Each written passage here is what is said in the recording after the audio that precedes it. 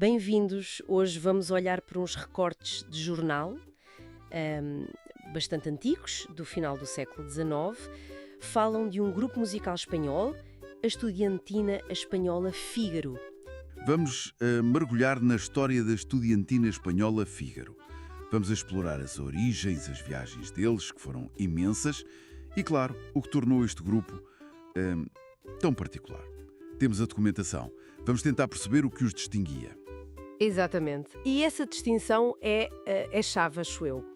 As fontes mostram logo que não estamos a falar de uma estudiantina universitária como as outras, não é?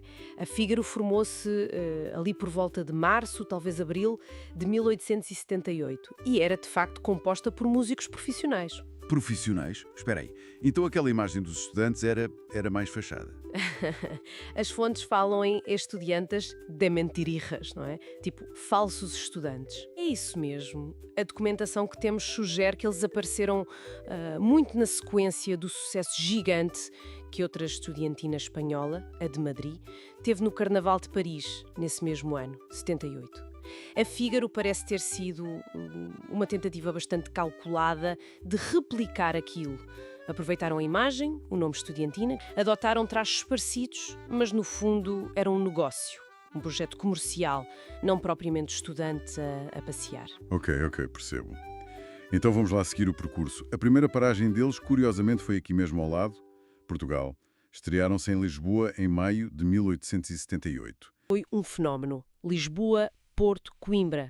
Braga também. Cerca de 70 concertos em 2 meses. É imenso. É impressionante, sim.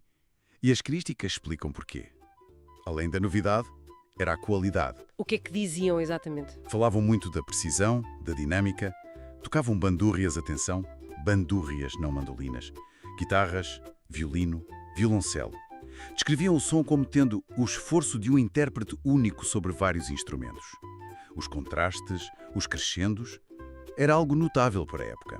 Espera aí, bandúrrias e não mandolinas. Mas nos Estados Unidos ficaram conhecidos por causa das mandolinas, não foi? Ou houve aí uma confusão? Exatamente. Foi uma confusão da imprensa americana. Quando eles lá chegaram como The Spanish Students, identificaram as bandúrrias como mandolinas. E isso não os prejudicou? Pelo contrário, foi iónico. Acabou por, sem querer, popularizar a mandolina nos Estados Unidos. Que história incrível! E ainda por cima surgiram imitadores? Pois, surgiram. Os tais Curtis Spanish Students, por exemplo. Eram músicos italianos a tocar mandolinas, a aproveitar a onda criada pela Fígaro e pelo erro inicial. Portanto, a confusão até acabou por criar uma nova tendência? Sem dúvida. Mostra bem como a imagem, o rótulo, às vezes é mais forte que a realidade. Tiveram sucesso cá em Portugal. Tiveram. Mas é interessante reparar que o impacto cultural duradouro parece ter sido menor.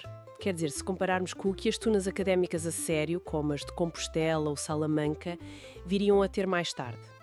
Para o Fígaro, Portugal funcionou mais como uma espécie de teste, uma rampa de lançamento para o que vinha a seguir. E o que veio a seguir foi... uau! Uma autêntica volta ao mundo. É aqui que a escala disto se torna mesmo... impressionante. A lista de países europeus que eles percorreram é enorme. França, Itália, Áustria, Alemanha, o Império Russo, Roménia. E não ficou por aí.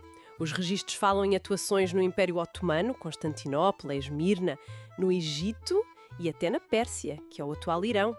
E claro, Inglaterra, Bélgica, Holanda, Suíça e a Boémia, que hoje é a Chequia.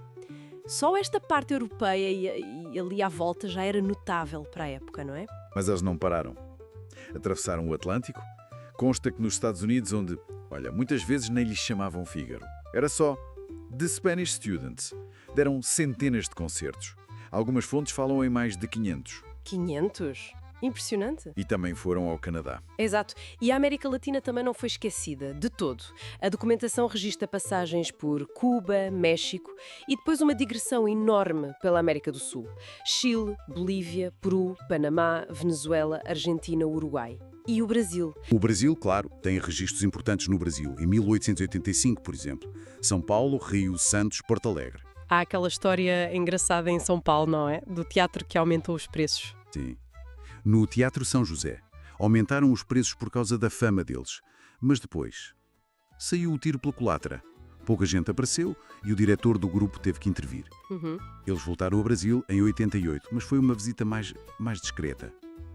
Há indicações, inclusive, de que a procura era tanta que o grupo chegou a dividir-se, tipo em 2 elencos diferentes para conseguirem estar na Europa e nas Américas ao mesmo tempo. Uma verdadeira máquina comercial, bem aliada. Argentinas, para construir uma carreira internacional. É mesmo importante não os confundir com as tunas universitárias que apareceram mais tarde, com outro espírito, outro propósito. Sem dúvida, essa distinção é fundamental e levanta uma questão interessante, não levanta? Até que ponto é que estas digressões mundiais de um grupo profissional como a Fígaro, que o público lá fora via muitas vezes como estudantes espanhóis genuínos, até que ponto isso influenciou a percepção das verunas? Terá ajudado a preparar o terreno, digamos assim, criando familiaridade com a imagem, ou terá, pelo contrário, gerado confusão sobre a natureza amadora e académica das tunas reais? Fica a questão. É uma excelente pergunta, sim. Fica para pensarmos. E o que é que eles tocavam para agradar a tanta gente diferente? O repertório devia ser muito variado. Era. Mais de 100 temas catalogados. Havia de tudo. Arranjos de ópera Rossini e Verdi, valsas famosas como os de Waldteufel, marchas... E música espanhola, claro. Muita. Jotas, boleros, habaneiras e até peças compostas por membros do grupo como o Dionísio Granados, que foi um dos líderes iniciais. Essa variedade deve ter sido chave para o sucesso global e ajudou a espalhar a música espanhola. Exato. E não só a música, mas a imagem da estudiantina. Chegou a influenciar a moda. Nos Estados Unidos, aqueles chapéus Spanish Student ficaram populares por causa deles. A sério? Até na moda? Sim, eles são de facto importantes na história das orquestras de plectro. Mas então um grupo com este sucesso todo, como é que acaba? As coisas começaram a correr mal? Mas não foi sempre um mar de rosas. Houve mudanças internas. A liderança passou do Dionísio Granados para o Carlos Garcia Tolsá.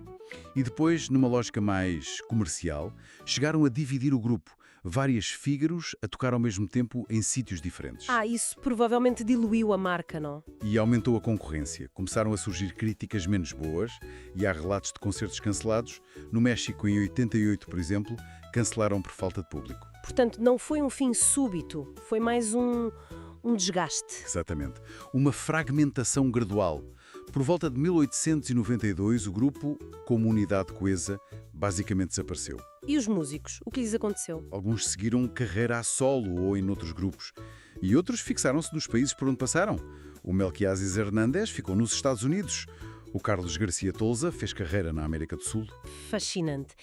Então, resumindo, a Estudantina Fígaro foi um fenómeno musical, mas também um exemplo de marketing inteligente, talvez. Pode dizer-se que sim. Profissionais de mão cheia que vestiram a pele romântica dos estudantes e, com isso, criaram um impacto cultural enorme, global. Precisamente. Deixaram uma marca, sem dúvida. Mesmo que a história real seja um bocadinho diferente da imagem que projetaram. Isso faz pensar, não é? Esta imagem do Spanish Student que perdurou tanto tempo, mesmo com a realidade profissional por trás e até com as confusões de instrumentos. O que é que isso nos diz sobre o poder destas imagens culturais, deste fascínio pelo exótico ou pelo romantizado e como isso molda a nossa memória da música? É uma excelente reflexão, sim. O poder da imagem é muitas vezes avassalador. Fica no ar.